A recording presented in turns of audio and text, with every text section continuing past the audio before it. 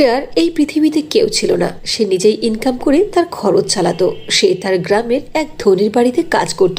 শ্রেয়া প্রতি বছরের মতো এবারও শহরের ধনী ধনী মেয়েদের পুরাতন জামা এসেছে আমার কাছে। আমি এগুলো গরিব মেয়েদের মাঝে বন্টন করব। এর মধ্যে থেকে তোর যেগুলো পছন্দ হয় নিয়ে নে। ওর মধ্যে থেকে বাছাই করে শ্রেয়া কিছু পছন্দের কাপড় নিয়ে নিল। শোন শ্রেয়া, এই বক্সের মধ্যে কিছু মিষ্টি আছে, বাসা যাওয়ার সময় নিয়ে যাস। এরপর শ্রেয়া কাজে লেগে গেল। কাজ শেষ করে সে বক্স নিয়ে বাসায় আসলো। সেগুলো খুব মনের আনন্দে খেয়ে ঘুমিয়ে পড়ল। শ্রেয়া তার গরিবী জীবন নিয়ে অনেক খুশি ছিল। এরপরেও মাঝে মাঝে শ্রেয়া খুবই কষ্ট পেত তার জীবন নিয়ে। এভাবেই দিন চলতে লাগলো। একদিন তার মালকিনের বাসায় তার এক অনেক দূরের আত্মীয় সাঙ্গীতা বেড়াতে আসলো। সাঙ্গীতা ছিল শ্রেয়ার মালকিনের দুঃসম্পর্কের আত্মীয়। সাঙ্গীতা অনেক অহংকারী আর খুবই খারাপ মেয়ে ছিল। সাঙ্গীতা, আজ থেকে এই ঘরে তুমি থাকবে। আর এই হলো আমাদের বাসার কাজের মেয়ে শ্রেয়া। একেবারে আমার মেয়ের মতো, অনেক ভালো। ও সব কাজ খুব ঠিকঠাক করে আর স্বভাব খুবই ভালো। মনে হয় না যে ও মা বাপ ছাড়া বড় হয়েছে। এমনকি বিশেষত্ব আছে ওর মধ্যে। জামা কাপড় সব তো ছেঁড়া। তুমি কি কিছু বললে সাঙ্গীতা? না না খালা, কিছুই বলিনি। বললাম আপনাদের ঘর তো অনেক সুন্দর। গতবার এসেছিলাম ছোট ছিল, আর এখন দেখছি আপনাদের বাড়ি অনেক বড় হয়ে গেছে। এদিকে সাঙ্গীতা, গোটা বাড়ি আমি তোমাকে সুন্দরভাবে দেখিয়ে দেই।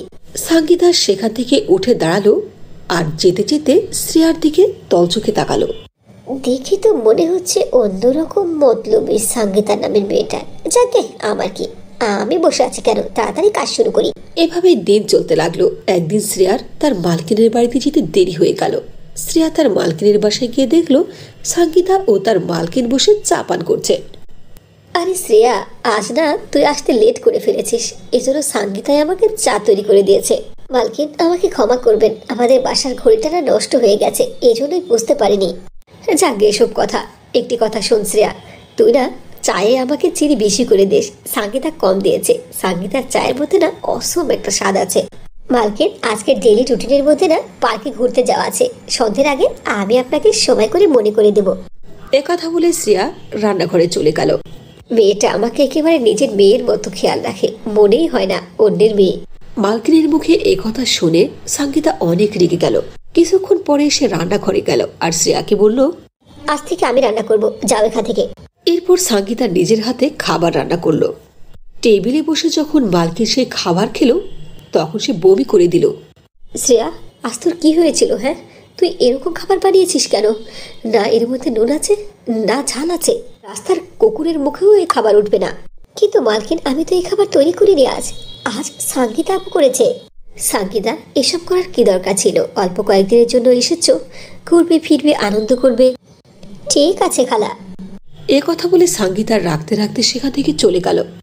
যেদিন থেকে বাসায় এসেছি সেদিন থেকে শুধু শ্রেয়ার প্রশংসায় শুনে যাচ্ছি।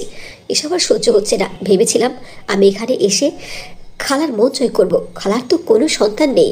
আমি সন্তানের মতো ভালোবেসে মন জয় করে সবকিছু হাসিল করব। কিন্তু যতদিন এই চাকরার এই বাসায় থাকবে ততদিন এটা সম্ভব হবে না।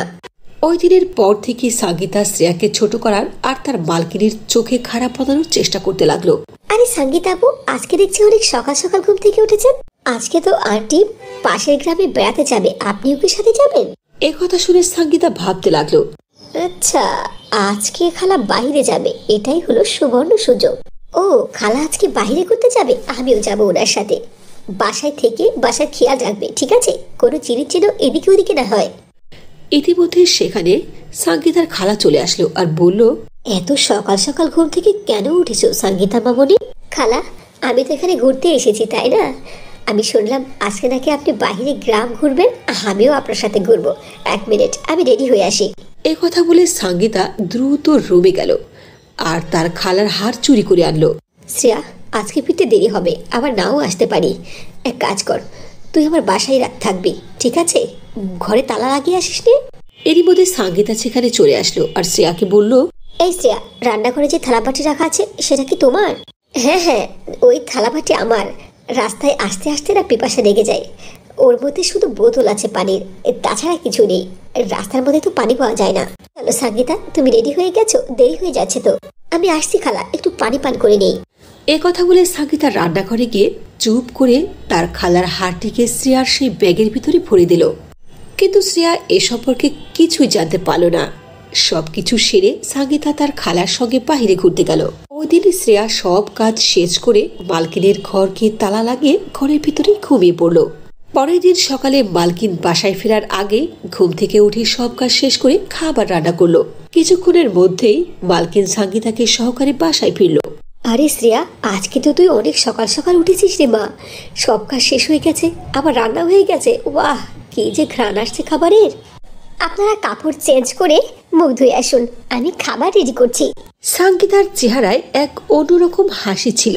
খাবার খাওয়ার পরে সাঙ্গীতা তার খালাকে বলল, খালা, গতবার যখন এসেছিলাম না, তখন আমাকে অনেক বড় মোটা একটি কণ্ঠহার দেখিয়েছিলেন আর বলেছিলেন এটা অনেক আগের পুরনো রাজত্বের। একটু দেখাবেন এবার? আবার অবশ্যই দেখাবো, তুমি দাঁড়াও, এক্ষুনি আসছি আমি। এ কথা বলে মালকিন তার আলমারিতে গেল সে হারটি আনার জন্য, কিন্তু সে হাড়ের জায়গায় হার খুঁজে পেল না। হার না পেয়ে মালকিন অনেক জোরে চিৎকার করতে লাগলো। চিৎকারের আওয়াজ শুনে সেখানে শ্রেয়া ও সাঙ্গীতা উপস্থিত হলো। কি হয়েছে মালকিন, সব ঠিক আছে তো? আমি হার পাচ্ছি না, এত দামি হার কোথায় চলে গেছে আমি জানি না, কিভাবে হারিয়ে গেল। কিন্তু খালা, এত দামি হার কে নেবে? কয়েকদিন আগেই তো দেখলাম। আমি আর আপনি যখন এই বাসায় নেই ঠিক তখনই চুরিটা হয়েছে। আর এই বাসায় আমরা দুজন না থাকলে ছিল তো শ্রেয়া। ক্রিচিয়া, তুমি কি চুরি করেছো নাকি? না না না মালকিন, আমি হার চুরি করিনি। আমি সৎ মন নিয়ে এখানে কাজ করি, কত ছোট থেকে কাজ করি, আমি কখনো এমনটা করিনি। কি বলো সাঙ্গীতা, শ্রেয়া কেন এমনটা কাজ করবে? ও এমন করতে পারে না। খালা, চলুন তাহলে ওর বেগটা চেক করা যাক, তাহলেই বোঝা যাবে। যদি ও হার চুরি করেই থাকে তাহলে তো সেটা ও বেগের মধ্যে লুকিয়ে রাখবে, তাই না? এরপর সবাই মিলে রান্নাঘরে গেল।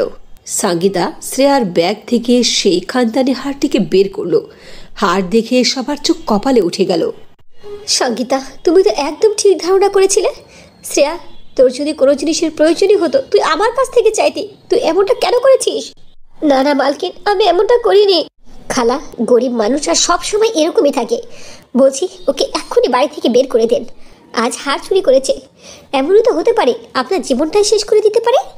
শ্রেয়া, তুই এখান থেকে এক্ষুনি চলে যা, আমি তোর মুখ আর দেখতে চাই না। শ্রেয়া নির্দোষ প্রমাণিত করার জন্য অনেক কিছু বলল, কিন্তু কেউ তার কথা শুনল না। নিরুপায় হয়ে শ্রেয়া কান্না করতে করতে সে বাড়ি থেকে বের হয়ে গেল। শ্রেয়ার একটি মাত্রই আশ্রয়স্থল ছিল, সেটা হলো তার চাকরি, তাও চলে গেল।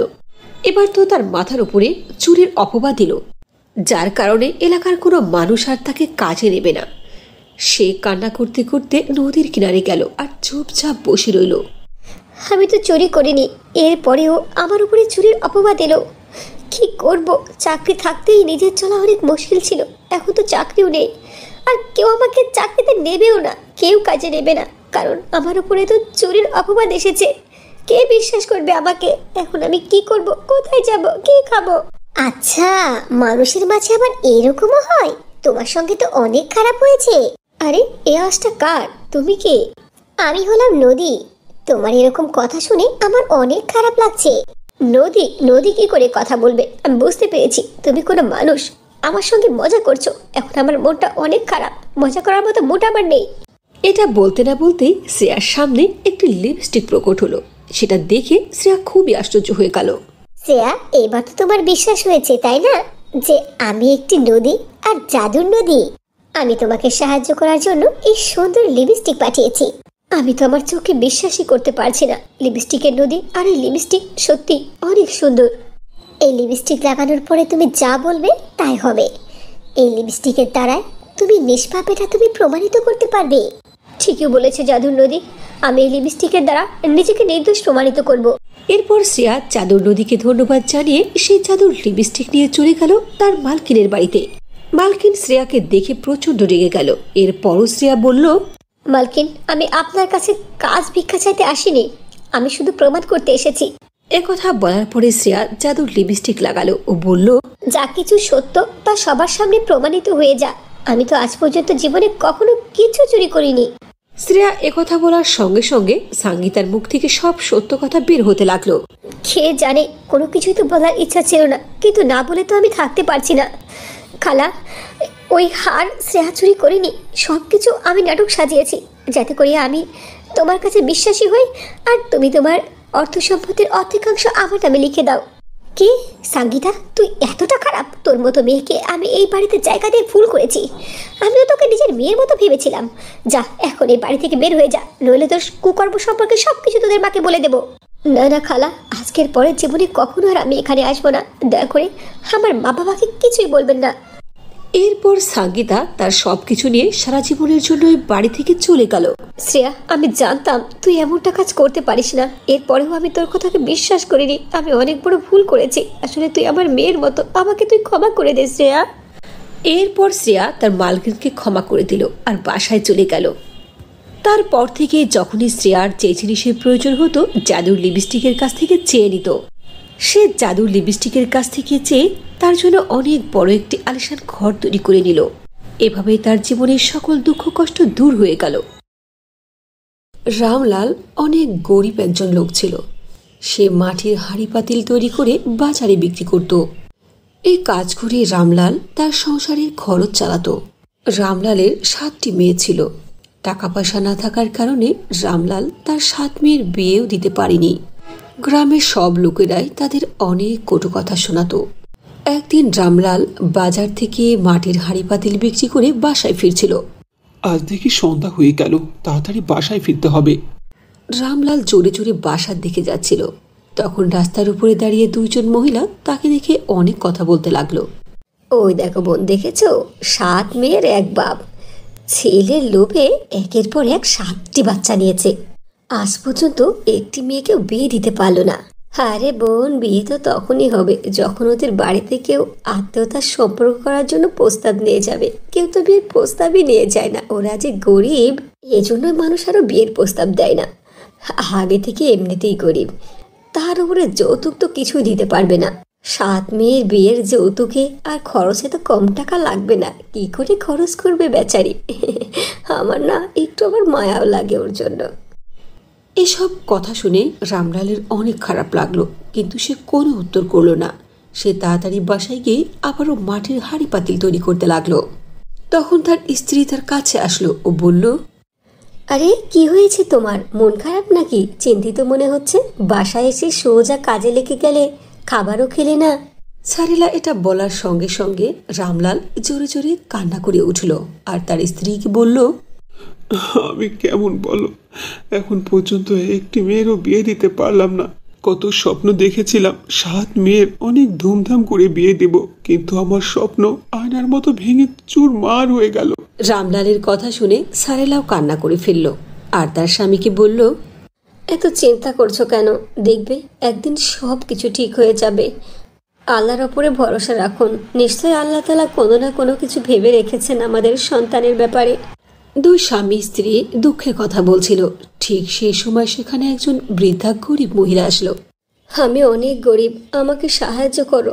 খাওয়ার মতো আমার ঘরে কিছু নেই। কয়দিন হলো কিচ্ছু খাইনি, আমাকে খেতে দাও। বৃদ্ধা মহিলার কথা শুনে রামলাল ও সারেলা তাকে কাছে বসিয়ে নিল। এরপর তাকে বলল, আপনি এখানে বসুন, আমার স্ত্রী এক্ষুনি আপনার জন্য কিছু না কিছু খাবার এনে দেবে। সারেলা, যাও ঘর থেকে কিছু খাবার এনে দাও। ঘরে তো খাবারের মতো কিছুই ছিল না। জিনিসপত্র আগে থেকে শেষ হয়ে গিয়েছিল। এরপর যখন সারেলা রান্নাঘরে গেল, সে দেখল তার মেয়েরা রান্নাঘরে কিছু চাউল রান্না করে রেখেছে। সেই ভাতগুলো উঠিয়ে যখন সারেলা বাইরে নিয়ে আসতে লাগলো, তখন তার মেয়ে বলল, আরে মা, তুমি সবগুলো ভাত নিয়ে কোথায় যাচ্ছ? এই খাবারগুলো যার অনেক বেশি দরকার তার কাছে নিয়ে যাচ্ছি। বাহিরে একজন খুবই গরিব মানুষ এসেছে। ওই মহিলাটি বলল সে অনেক ক্ষুধার্ত, কয়েকদিন হচ্ছে কিচ্ছু খায়নি, তাকে সাহায্য করা অনেক দরকার। রামলাল ও সারেলার সঙ্গে সঙ্গে তার 7 মেয়েও অনেক বেশি দয়ালু ছিল। তার 7 মেয়ে তাদের নিজের খাবারও তার মাকে দিয়ে দিল। যাও মা, সবগুলো ভাত ওই গরিব কাকিকে দিয়ে দাও। সারেলা সবগুলো খাবার ওই মহিলাকে দিয়ে দিল। খাবার খাওয়ার পরে ওই মহিলা খুশি হয়ে মুচকি হাসলো আর বলল, তোমরা 2 স্বামী স্ত্রী অনেক দয়ালু। তোমাদের নিজেদের ঘরে তো খাবারের কোনো কিছু নেই, এরপরেও সবগুলো খাবার আমাকে দিয়েছ।